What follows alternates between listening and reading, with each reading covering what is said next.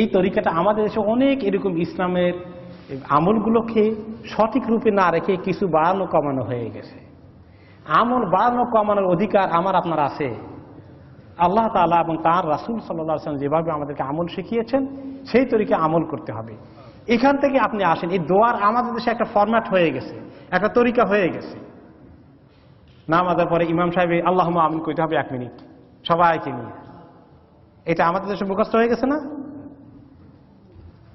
মুরব্বী আপনি তো, উনি অনেক বড় আলেম, কিন্তু উনি ওনার অনেক ওস্তাদ ছাত্র সারা দুনিয়াতে আছে।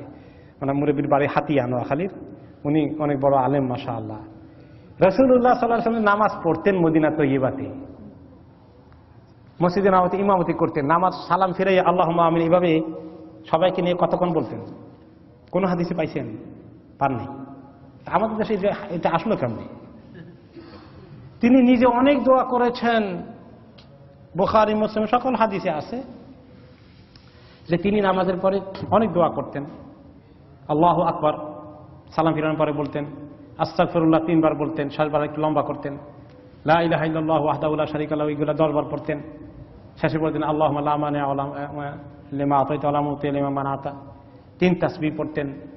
আবু হুরায়রা রাদিয়াল্লাহু তাআলা আনহুকে বলেছেন নামাজ শেষ করে আল্লাহুম্মা আইন্না আলা যিকরিকা ওয়া শুকরিকা ওয়া হুসনি ইবাদাতিকা, এই কথা বলতে কোনো সময় মিস করো না।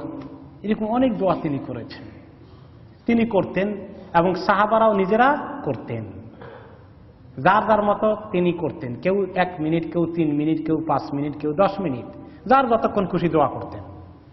এটা হলো রাসূলুল্লাহ সাল্লাল্লাহু আলাইহি ওয়াসাল্লামের দোয়া। তবে আমাদের দেশের লোকদের ওনার দোয়া পছন্দ হয় নাই। আমাদের দেশের লোকেরা, আমাদের দেশ শুধু না, পাক ভারত এবং মহাদেশে মেইনলি এই তরিকাটা, তারা চিন্তা একটা দোয়া আবিষ্কার করে ফেললো, একটা ফরম্যাট। আর মনে করলো এইটা যদি কোনো ইমাম সাহেব ছেড়ে দেন, সেই ইমাম সাহেবটা অবশ্যই খারাপ মানুষ।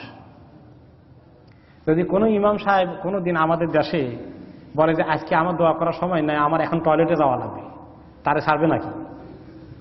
আরে 1 সেকেন্ডের জন্য হলে করে যান। এটা একটা ফরজ বানাই ফেলছে। আর এই 1 মিনিটে পেট ভরে সবার।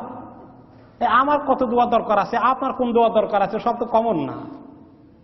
প্রত্যেকের নিজস্ব হাজাত আছে। আমি ঢাকা শহরে সৌদি আরব থেকে লেখাপড়া করে আসার পরে চাকরি করতেছি। তো এক জায়গায় এক মসজিদে নামাজ পড়তেছি। ওই এলাকায় আমি থাকি, মহাখালীতে। তো নামাজের পরে এখন ইমাম সাহেব দোয়া করছেন, তো এক মুসল্লিও তার সঙ্গে একটু জোরে জোরে দোয়া করছে।